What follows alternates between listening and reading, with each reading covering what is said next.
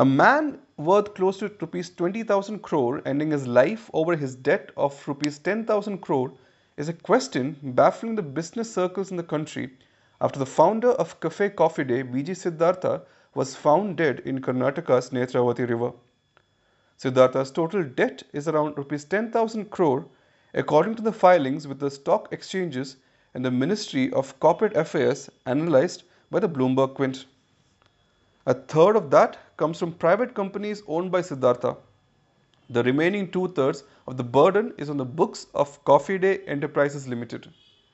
But the valuation of his assets was far higher than his debts.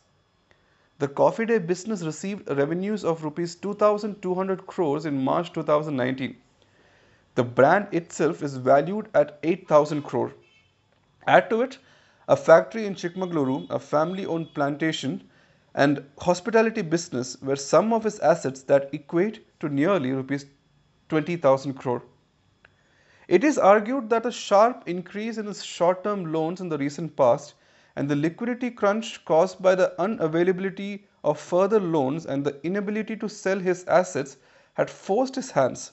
But many wonder why he chose to end his life without attempting the last resort of declaring bankruptcy to end his financial troubles. A former deputy managing director of the State Bank of India said there were several business owners who went for bankruptcy and fought it for years. In Siddhartha's case, according to him, his assets could have covered his debt and he wouldn't have to stare at bankruptcy at all. But liquidity crunch could put pressure on a businessman, he added. There are a whole lot of people who have much thicker skin. They left the country or are contesting these defaulting charges for over 700 days. But Siddhartha was a man with self-esteem and humble, whose word was valued. This is one of the reasons why there were several lenders and financial participants backing him. So when people value you and then you default, your self-esteem goes for a toss. To survive something like this, you need a thicker skin. But if you have a thick skin, you can't have such a persona, he said.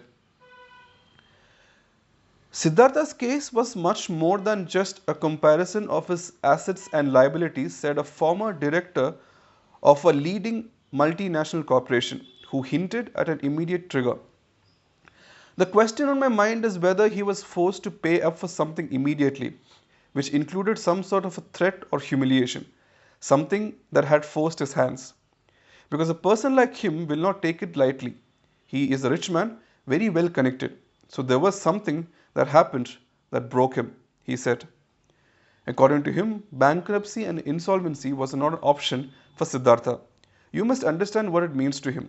It is important to understand his social milieu, his standing in the society, status, and all that, he added.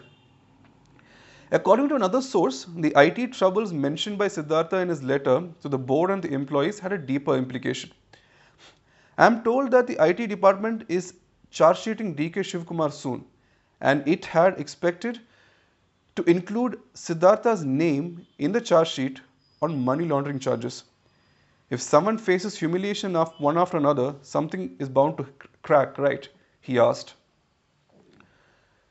In the business and political circles, there is a strong feeling that Siddhartha's proximity to politician DK Shivkumar had a direct connection with IT troubles. A protege of his father-in-law SM Krishna, Shivkumar continued to be a close ally of SM Krishna's family and Siddhartha even after the former chief minister moved to the BJP. Shivkumar is currently facing an IT department investigation on several charges of financial malpractice, which Shivkumar claims are politically motivated. Following Siddhartha's suicide, the focus was on the financial troubles that he was in. But not many know that he was going through a personal crisis as well. His father, Gangaya Hegde, was admitted in Shantaveri Gopala Gowda Hospital in Mysuru for over 15 days. According to family members, Hegde had slipped into coma for a few days back. He is still in coma and he is unaware of his son's demise. Mahesha, one of the drivers of the Chatnahalli estate owned by Siddhartha, told the Quint that 3 days before his suicide, Siddhartha had paid a visit to the estate. In a brief conversation, he told Mahesha about his father's deteriorating health condition. However, personal despair or financial woes, why entrepreneur Siddhartha felt compelled remains unknown.